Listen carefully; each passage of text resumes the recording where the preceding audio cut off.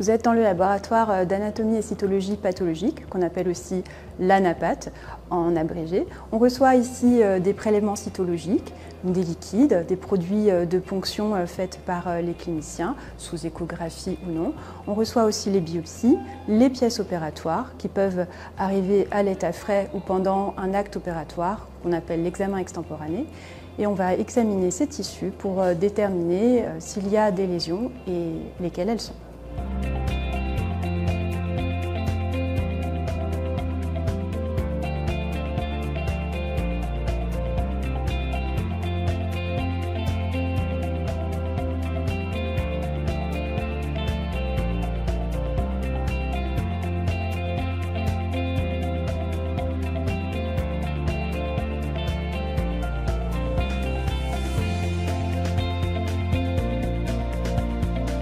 Donc après avoir reçu les prélèvements, donc soit on les reçoit à l'état frais, soit on les reçoit déjà fixés dans le formol. Quand ils sont arrivés à l'état frais, on prévient le médecin et l'interne pour qu'ils fassent la première étape en macro, donc décrire macroscopiquement. Les prélèvements arrivent ici, donc dans cette pièce, où les internes et les médecins, donc eux vont s'occuper des grosses pièces, donc des pièces opératoires, qui vont décrire encore macroscopiquement, mais à l'intérieur du prélèvement. Nous, en tant que techniciens, on va s'occuper de tout ce qui est biopsie.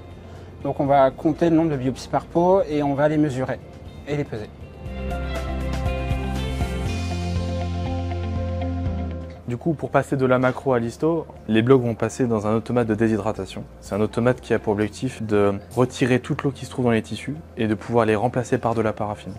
Et ensuite viendra du coup les étapes d'histologie, à commencer par l'inclusion. Donc les blocs vont être mis dans de la paraffine. C'est une solution qui est liquide à 60 degrés. Donc on va l'imprégner. Ensuite, on va mettre un moule par-dessus, mettre la cassette et puis la mettre sur la plaque froide.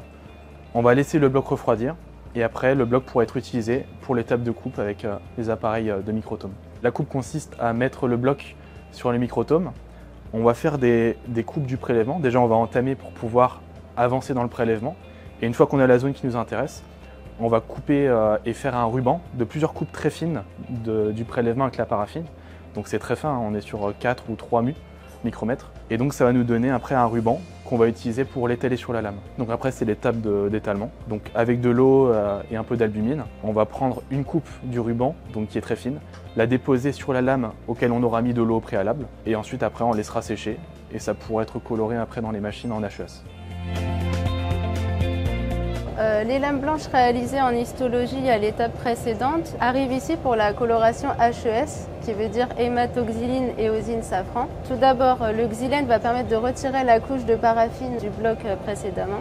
Puis on va réhydrater ces lames pour passer dans un bain d'hématoxyline qui va colorer les noyaux en violet. Puis il va y avoir des étapes de rinçage. Ensuite, on arrive dans l'éosine qui va colorer les cytoplasmes en rose.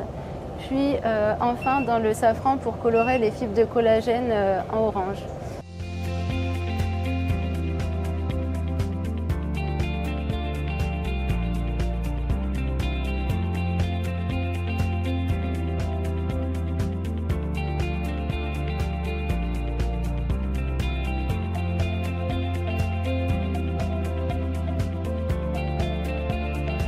Donc une fois que les lames HES ont été préparées, qu'elles ont été scannées, elles vont donc nous apparaître donc sur ce cockpit de travail. Sur l'écran de droite, on voit une grosse forme rose arrondie. Eh bien, c'est une tumeur. Donc on va pouvoir regarder maintenant au microscope eh bien, à quoi correspond cette tumeur et puis pouvoir dire au chirurgien s'il l'a retirée en totalité. Quand on se rapproche au niveau de cette tumeur, on va pouvoir en apprécier sa morphologie, la forme des cellules, leur couleur. Eh bien, on va déjà avoir des idées de diagnostic.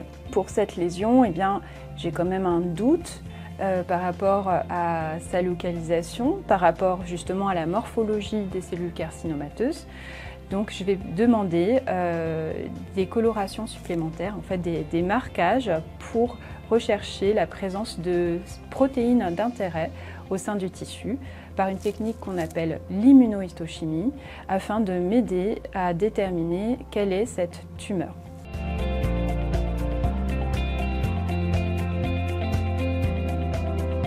Alors, une fois que les lames d'HES sont numérisées et lues par le médecin, lui, va demander des examens complémentaires pour aider au diagnostic, confirmer son diagnostic. C'est ici qu'on va réaliser les examens complémentaires d'immunohistochimie. La majorité des examens sont faits sur des automates.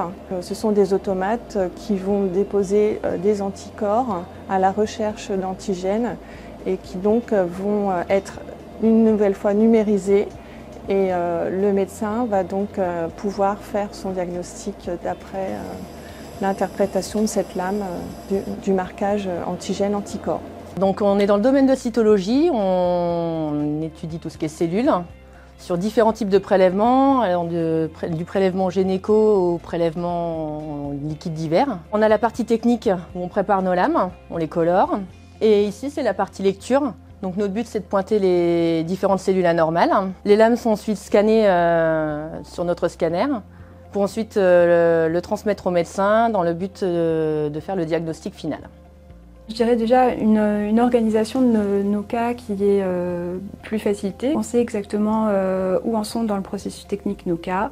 Nos lames d'immunohistochimie apparaissent immédiatement dans le bon dossier. C'est très intéressant aussi pour la pédagogie et la discussion avec nos collègues les plus jeunes qui peuvent nous identifier précisément sur la lame ce qui les embête et puis ça accélère la réponse. On n'est pas obligé d'être disponible au même moment pour répondre à des petites interrogations. Ces outils d'annotation sont aussi très utiles pour la précision du diagnostic parce qu'on est beaucoup plus précis sur les mesures qui peuvent être parfois capitales pour certaines décisions diagnostiques. Aussi l'apport de l'intelligence artificielle avec l'analyse automatisée du KI67 qui est embarquée dans notre solution et on espère avoir d'autres solutions qui vont arriver. Alors aujourd'hui dans l'anatomie et la cytologie pathologique, la place de l'IA est sans cesse croissante et elle est soclée sur la possibilité de disposer de lames numériques puisque c'est sur ça que fonctionnent les algorithmes d'IA et ce qui fait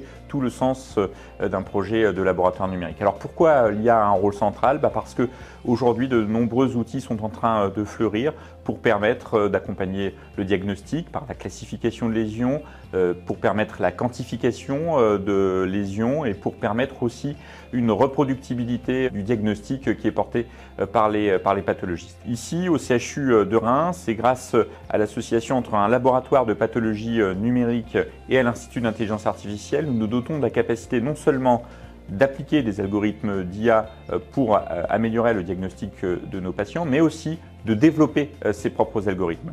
Puisque tout le sujet est de pouvoir disposer à la fois d'algorithmes qui sont performants et qui sont efficaces, qui répondent à la question telle que nos praticiens le jugent correcte, mais aussi que nous puissions disposer d'algorithmes qui soient accessibles et qu'ils puissent correspondre aux enjeux économiques qui sont ceux aujourd'hui du système de santé.